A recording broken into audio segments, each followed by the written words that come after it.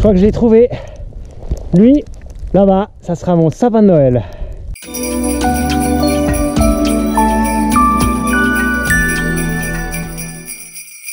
Dans la Minute Nature numéro 51, je vous ai emmené en montagne à la rencontre du mélèze, le seul conifère qui perd ses aiguilles avant l'hiver.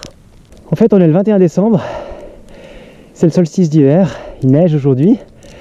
Et voilà, j'avais envie de vous offrir une petite cérémonie pour finir cette année 2017 de la Minute Nature avec un sapin de Noël. Alors je trouve que c'est un petit peu triste de prendre un sapin en plastique ou bien d'en couper un pour Noël. Alors voilà, je pars un petit peu à sa recherche. Ah, j'aurais dû prendre les raquettes, je le savais. Mais ça monte en plus. Allez, courage. Ah ben celui-là, regardez, il a l'air tout chou. Je propose qu'on se le choisisse comme sapin de Noël, juste pour nous. On se rapproche un petit coup.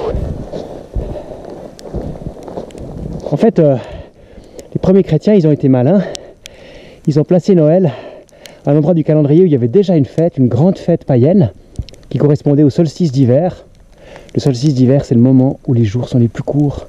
Et on a très peur que le soleil ne revienne pas et que le chaud ne revienne pas. Alors on fait une fête avec un arbre toujours vert, symbole de l'espoir en un nouveau printemps, le sapin. Dans nos forêts, en général, principalement, on peut trouver deux sortes de sapins différents, qui se ressemblent pas mal. Celui-ci, c'est un épicéa. Il s'appelle sapin rouge. En fait, ses aiguilles, elles sont toutes piquantes. Et puis, il y en a tout autour du rameau. Elles piquent. On l'appelle aussi sapin rouge parce que son écorce est un peu rougeâtre. Et puis, on le reconnaît aussi à ses cônes, à ses pives, qui pendent vers le bas. Ça, c'est l'épicéa ou sapin rouge. Voilà, alors ça, c'est un rameau que j'ai cueilli un peu plus bas. C'est l'autre sapin, le sapin blanc. Il a les aiguilles beaucoup plus molles, elles piquent moins. Elles sont toutes alignées sur le même plan, de part et d'autre du rameau. Et puis, c'est un sapin qu'on reconnaît aussi parce que dessous, sous les feuilles, il y a deux petites lignes blanches de chaque côté des aiguilles, caractéristiques. Et ces pives, elles sont dressées vers le ciel. Alors, pourquoi est-ce que toutes ces aiguilles, elles ne tombent pas en hiver? En fait, les feuilles de tous les autres arbres, c'est des véritables panneaux solaires. Ils sont super fragiles. Ils ne supportent pas le gel. En hiver, ils ne fonctionnent plus. Alors l'arbre, il préfère les laisser tomber. Mais il perd beaucoup d'énergie. L'autre stratégie, c'est les sapins, c'est les arolles, c'est les pins, qui gardent leurs feuilles tout l'hiver. Et en fait, ces feuilles, c'est ces aiguilles qui peuvent vivre 2, 3, 4, jusqu'à 20 ans chez certaines espèces de conifères.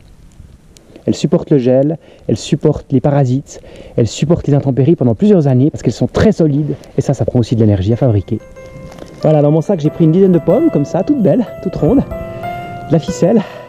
Alors je vous propose qu'on fasse maintenant un beau sapin de Noël pour les oiseaux qui ont super faim en ce moment.